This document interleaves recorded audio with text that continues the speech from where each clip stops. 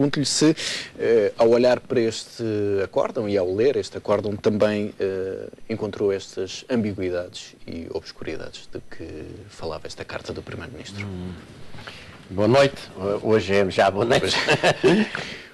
Bom, eu queria começar por dizer que, não, eu acho que o acórdão do Tribunal Constitucional é um acórdão, ao contrário do que o Governo está a fazer, esta fogo de artifício todo, é um acórdão que mostra que entre o Tribunal Constitucional e o Governo são tudo bons amigos, ainda que com divergências de pormenor. Porque é preciso salientar que este acórdão declara a inconstitucionalidade de medidas afetadas de inconstitucionalidade do tamanho do infante, mas depois, utilizando, como tem feito sistematicamente, algo que está previsto na Constituição, no artigo 282, número 4, como uma faculdade absolutamente excepcional, que é a limitação dos efeitos da declaração de inconstitucionalidade, proclama que as normas são inconstitucionais, mas é só para o futuro. Daqui para a frente. E, portanto, o roubo, já feito, fica. Isto é, o crime compensa. Isto é a primeira coisa que deve ser dita relativamente a este acordo. Em segundo lugar, declara a inconstitucionalidade de medidas, mas arvora-se em uma espécie de conselheiro jurídico do Governo, explicando como é que o Governo há de fazer para tornearem as inconstitucionalidades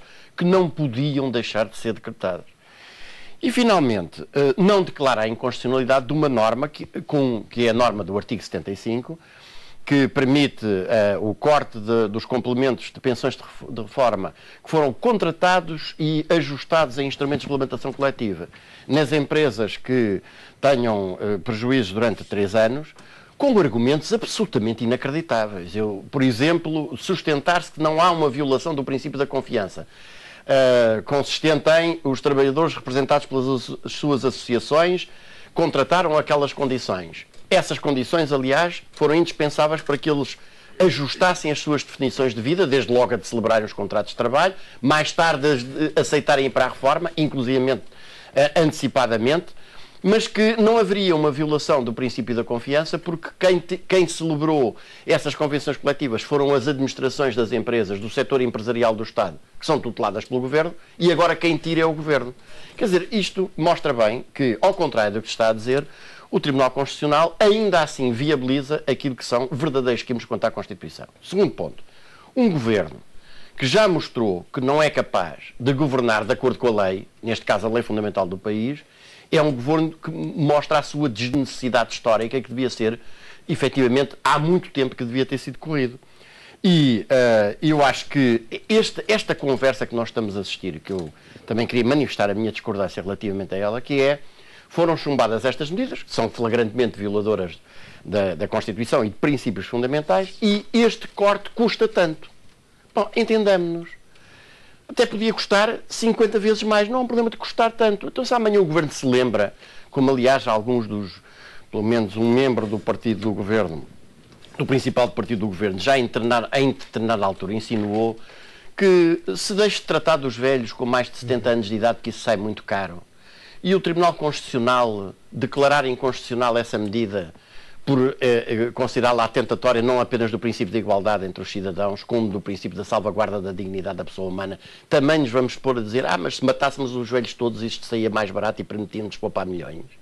Que raio de argumento é este que está a assentar numa lógica nazi de que os fins justificam os meios? E sob esse ponto de vista, e queria concluir com isso, de facto este acórdão, uma vez mais, proclama um entendimento que é de conformar e fazer subordinar aquilo que são considerações sobre direitos fundamentais dos cidadãos a um critério de eficiência económica de atingimento de objetivos de natureza financeira.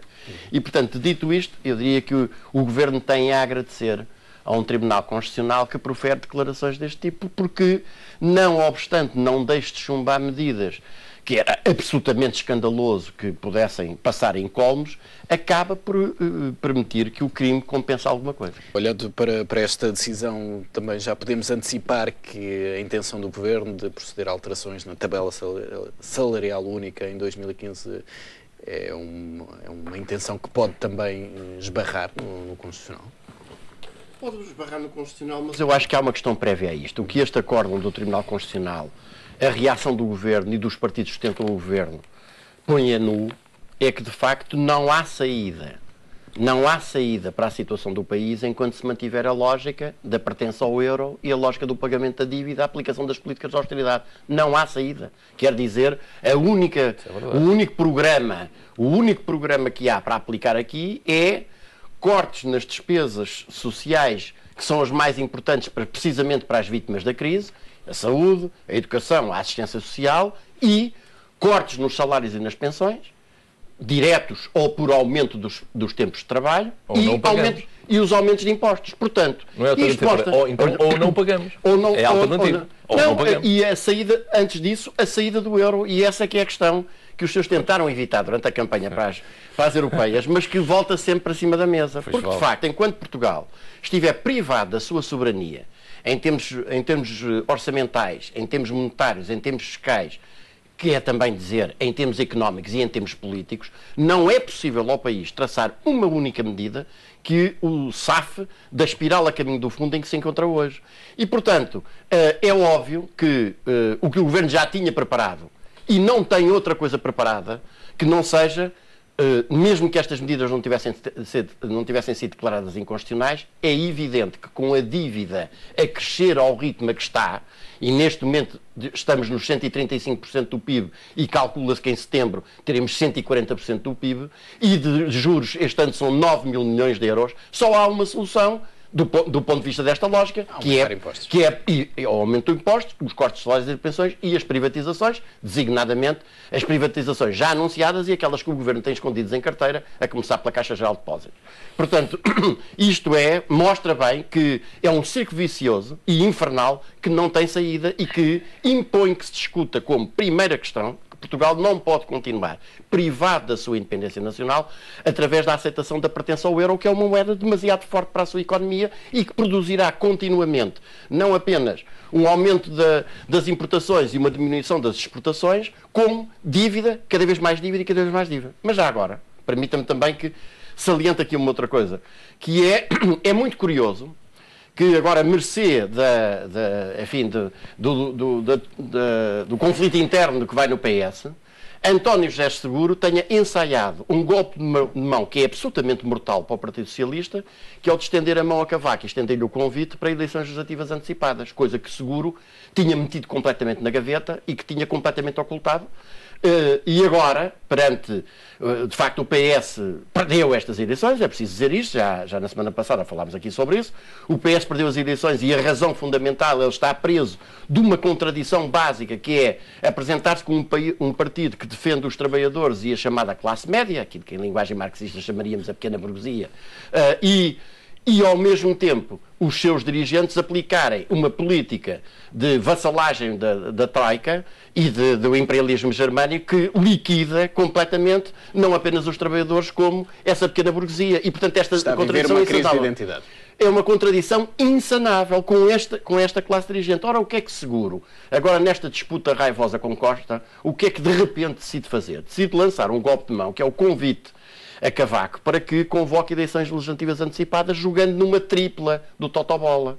E a tripla é esta. Evidentemente que uma solução destas agora isolaria Costa e seria, do ponto de vista da posição oportunista de Seguro, uma aposta sempre ganha, porque ou havia um impacto técnico nestas eleições, ou uma ligeira vantagem do PS sobre o PSD, ou uma ligeira vantagem do PSD sobre o PS, ou seja, o Bloco Central outra vez. E, portanto, o Seguro está aqui a fazer o papel do incendiário Heróstrato, que, algures no ano 356 da nossa era, como se sabe, incendiou uma das maravilhas do mundo, o templo da deusa Artemisa, na cidade de Éfeso, para se tornar célebre, e Seguro não hesita em lançar fogo ao PS, exatamente para se tentar safar. E há saída exatamente desta situação. E por isso é caso também para dizer aos socialistas, atenção, um olho em Seguro e outro em Cavaco. Garcia Pereira, e o Tribunal Constitucional está também a analisar nesta altura ainda a nova contribuição extraordinária de solidariedade. Em relação a esse diploma, acha que o Governo está à espera também já de novo chumbo? Eu não sei se o Governo está à espera, se não está, devia estar, porque a contribuição extraordinária de solidariedade, nem a contribuição nem a extraordinária de solidariedade, é apenas mais um imposto que viola uma série de princípios E o primeiro deles é o princípio da igualdade, porque, na verdade, apenas os rendimentos do trabalho é que são tributados e que se pensa em aumentar as taxas e aumentar as incidências, quanto aos rendimentos sobre o capital, esses vão diminuindo.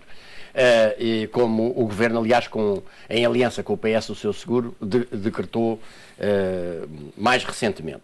Agora, eu penso que é preciso afirmar o seguinte, ao contrário do que diz o meu querido colega de debate, não é verdade que só há uma forma de diminuir o déficit.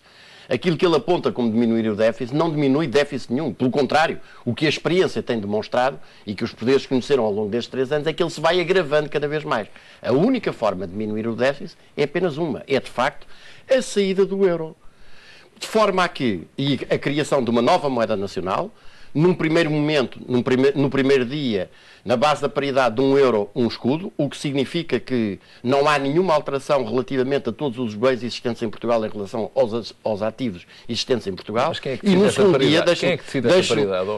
Num segundo momento, evidentemente, a autoridade nacional, neste caso, evidentemente, um novo governo não pode ser o seu.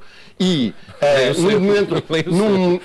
segundo dia, se me permitir, no dia imediatamente seguinte, definindo uma desvalorização do escudo relativamente ao euro da ordem dos 30%, acompanhado de 3 medidas essenciais que permitem combater aquilo que se prevê que possam ser as consequências de uma medida destas. Em primeiro lugar, a definição de um salário mínimo nacional de 530 €. Em segundo lugar, a definição de um cabaz de compras que permita a uma família com 4 pessoas alimentar-se e sustentar-se minimamente com esse mesmo salário mínimo nacional. E, em terceiro lugar, a fixação pelo Banco de Portugal de uma taxa de juro que permita depois aos bancos definirem em função dela as taxas das respectivas operações de empréstimos e as taxas das obrigações do Tesouro e que se aproxime da taxa da inflação de forma a, de algum modo, diminuir os efeitos da inflação. Estas medidas resolvem e de imediato o problema? Não. O que permitem é, recuperando a capacidade de decisão a nível nacional, nós passaremos a poder exportar mais e importar muito menos. Desenvolver a nossa capacidade económica produtiva. Isto significará... Mas é um processo de ajustamento que eventualmente até é mais prolongado do que este processo de todo não. De todo não. Isto representará sacrifícios e dificuldades? Ineludivelmente sim, mas 4, 5 anos de dificuldades. E permitirá ao país relançar-se naquilo que é absolutamente essencial, que é de si próprio. As dificuldades é designadamente um processo inflacionista, por exemplo. Designadamente que pode e deve ser combatido por esta forma, como os senhores sabem, mas ocultam. Mas tem que ser combatido depois com juros elevados. Exatamente, e durante algum tempo. Mas isto tem uma vantagem essencial, que é a recuperação da nossa independência. O preço dessas dificuldades durante 4 anos é a recuperação da nossa independência. E a possibilidade do país passar a canalizar recursos, neste momento não consegue canalizar 1 cêntimo. Eu acho muito interessante esta evolução dos meus colegas de debate, que agora já reconhecem que tudo aquilo que se consegue, digamos aqui, produzir é enfiado no saco dos juros, a capacidade do país poder decidir por si o que é que vai fazer, como é que vai investir, porque nós temos capacidades e potencialidades de desenvolvimento de partida absolutamente excepcionais que estão neste momento absolutamente sacrificadas a um processo de enriquecimento do grande capital germânico, que é o que significa a Troika e a pertença ao euro. E portanto, este problema está aqui, em cima da mesa, e vai ter que ser discutido, já começou a ser discutido, não obstante as operações de silenciamento que foram levadas a cabo, designadamente na última campanha eleitoral, o tema começou a impor-se e é o que se vai pôr aqui de agora até às próximas eleições legislativas. Antecipadas ou não. Não se esqueça. É inacreditável. Não se esqueça. Sozinho, está não se esqueça. Não se esqueça que não estou sozinho. Em primeiro lugar, porque o senhor sabe perfeitamente que há outras experiências. Se não quiser deixar falar, se quiser interromper permanentemente, há outras experiências a nível mundial onde exatamente medidas similares a estas produziram efeito. E desde o caso da Argentina, ao caso do Equador, ao caso da Islândia. E há países na União Europeia que não fazem parte do euro e que se têm dado muito bem com isso, porque perceberam a tempo. Mas nunca lá o euro era o marco. Mas nunca lá estiveram. Ou seja, nós estamos lá, amam suficientemente o seu país para não se transformar em Miguel Vasconcelos.